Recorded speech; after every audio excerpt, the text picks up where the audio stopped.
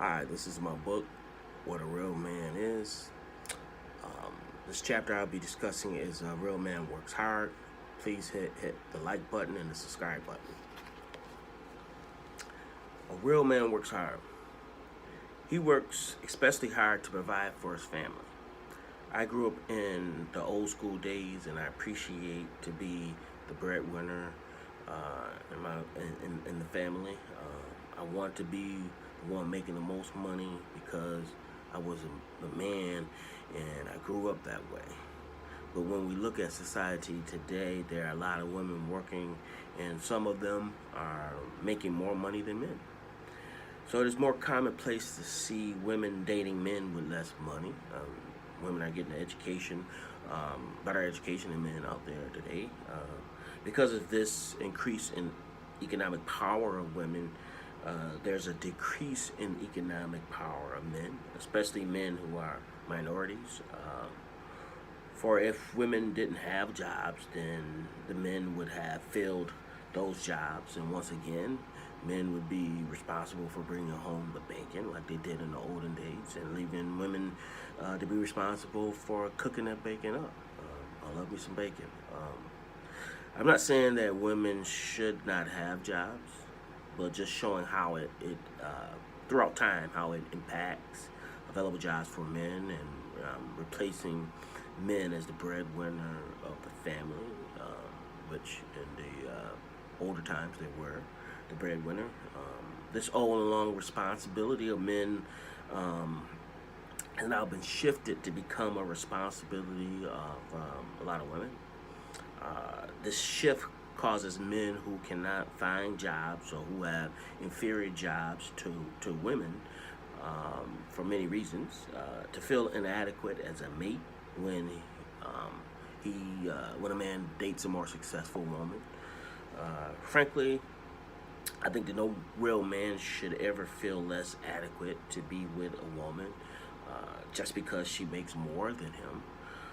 But I do understand how it can be embarrassing if a woman decides to bring up how she makes more money just to try to belittle him. Women may also get embarrassed around other well-to-do people when she brings her mate around them if her mate does not have a good paying job. You know, she may be a doctor and he may be a garbage man, for example, and maybe she's a little embarrassed to bring him around and tell her friends what he does. But don't judge a man by how much money he makes versus another man or another woman. I think the real judge is how well he is using the talents that God gave him. If he is a garbage man, he's being the best garbage man he can be. Is he doing that? Is he dedicated and dependable in the work that he's doing? Is he giving the work the effort and time that is needed to do a good job? Is he doing an honest day's work? Whether it is mental work or physical work, is he a slacker or a hard-working man? Women sometimes get these high-paying jobs, but forget about the hard-working man making an honest living, and they target only men that have the more successful jobs that they feel that may be on their level, all the time skipping over the diamond in the rough just because he has a lower-paying job. My father worked 40 years for the same company and got to work almost an hour before he had to start working. He's one of the hardest workers I know.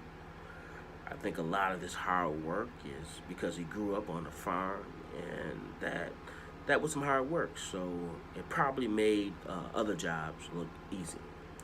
My mom also worked hard, plus cleaned and cooked for us every day. We didn't have much money growing up, but my father did the majority of providing us with the food, clothing, shelter, and proper medical coverage until I could take care of myself. Now, though it is in a man's nature to provide, because he has been providing since the beginning of time, sometimes a man can't provide. There are reasons that a woman sometimes end up taking care of a man as well. The man who she fell in love with might used to have a job, work, but now is sick or disabled.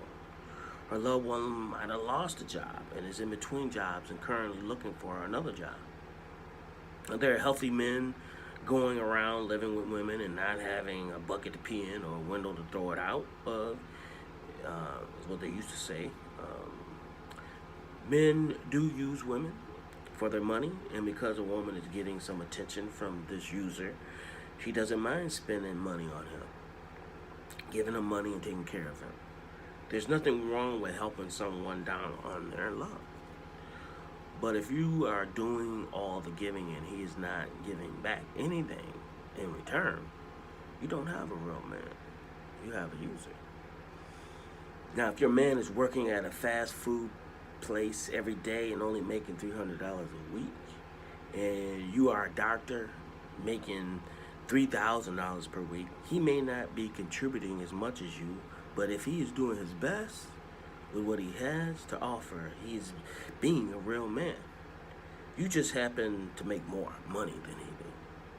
Now, although I would not feel good about being a stay-home dad myself, there are some cases where a man is just not able to make that much money at all because he may not have the education or skills needed to get a good paying job, and the only jobs around are paying little to nothing or part-time. With this situation, if a woman has a good paying job, then unfortunately that man may have to stay at home and be a stay-at-home dad and take care of the kids because the babysitting expenses may be more than the pay that he can get from a job. Then when kids go to school full-time, he can go find a job to help contribute more. The key is to be a hard worker and make a contribution in some form, shape, or fashion that is based on his abilities. A hardworking man may not have the most successful job, may not have the highest education, may not have the most prestige, but you can count on him. And sometimes the slow, steady money is what wins the race.